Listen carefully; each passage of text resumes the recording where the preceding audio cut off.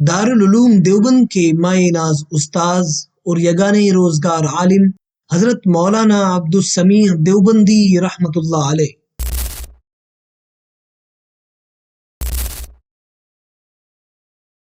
حضرت مولانا عبدالسمیع دیوبندی رحمۃ اللہ علیہ 1295 ہجری 1878 عیسوی میں دیوبند میں پیدا ہوئے۔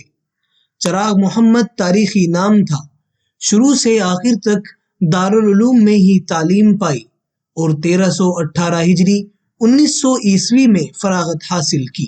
فتح گڑھ ضلع فرخ آباد میں کئی سال تک مدرس رہے، پھر مدرسہ اسلامیہ روڑکی ضلع سہارنپور اور مدرسہ عالیہ مسجد فتح پوری میں مدرس مقرر ہوئے۔ 1328 ہجری 1910 عیسوی کے اواخر میں دارالعلوم کے ابتدائی درجات کی تعلیم کے لیے مامور کیے گئے۔ انہوں نے ابتدائی درجات سے لے کر دور حدیث کی کتابوں تک دارالعلوم میں درس و تدریس کی خدمات 38 سال تک بڑی خوش اسلوبی کے ساتھ انجام دی۔ ان کے مشکات المصابیح اور مختصر المعانی کے اسباق بڑی شہرت رکھتے تھے۔ طلباء ان کے درس اور انداز بیان کو بہت پسند کرتے تھے۔ طلباء پر بے حد شفیق تھے۔ ان کا وعظ بھی بہت مؤثر اور پسندیدہ ہوتا تھا۔ مناظرے کے فن میں بھی ان کو خوب درک تھا۔ فتنہ قادیانیت کے خلاف ابتدائی کام کرنے والوں میں ان کا نام بھی اہمیت سے لیا جاتا ہے۔ قادیانیوں سے مناظرہ بھی کیا اور 1 درجن کے قریب رسائل بھی تحریر کیے۔ تحریر پر ان کو اچھی قدرت حاصل تھی۔ بستان المحدثین مصنف حضرت شاہ عبدالعزیز محدث دہلوی رحمۃ اللہ علیہ کا روض الریاحین کے نام سے اردو میں سلیس اور شستہ ترجمہ کیا ہے۔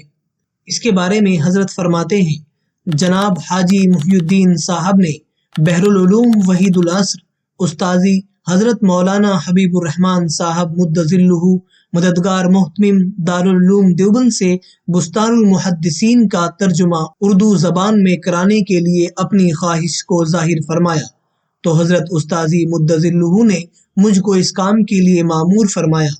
اگرچہ میں اس اہم امر کے لائق نہ تھا، لیکن تعمیل ارشاد کو اپنا فخر سمجھا اور اس خیال کو پیش نظر رکھ کر کہ حق تعالیٰ اس کتاب سے مخلوق کو نفع پہنچائے، بامداد الہی سلیس عبارت میں اس کا ترجمہ کیا اور اس کا نام روض الریاحین رکھا۔ جناب حاجی صاحب نے، جو اس کے اصل محرک تھے، اس ترجمے کو پسند فرمایا اور اپنی طرف سے رفاہ عام کے لیے مطبع قاسمی میں طبع کرایا۔ یہ ترجمہ 1334 ہجری 1915 عیسوی میں مطبع قاسمی دیوبند سے شائع ہو کر منظر عام پر آیا۔ بعد میں ان کے فرزند حضرت مولانا عبدالاحد دیوبندی رحمۃ اللہ علیہ بھی دارالعلوم دیوبند کے طبقہ اولیاء کے مدرس رہے۔ حضرت مولانا عبدالسمیع دیوبندی رحمۃ اللہ علیہ نے 11 صفر 1366 ہجری 4 جنوری 1947 عیسوی کو دیوبند میں وفات پائی۔ انا للہ و انا الیہ راجعون۔ اللہ تعالی حضرت کی مغفرت فرمائے، آپ کے درجات بلند فرمائے، آپ کو جنت الفردوس میں اعلیٰ مقام عطا فرمائے، آمین یا رب العالمین۔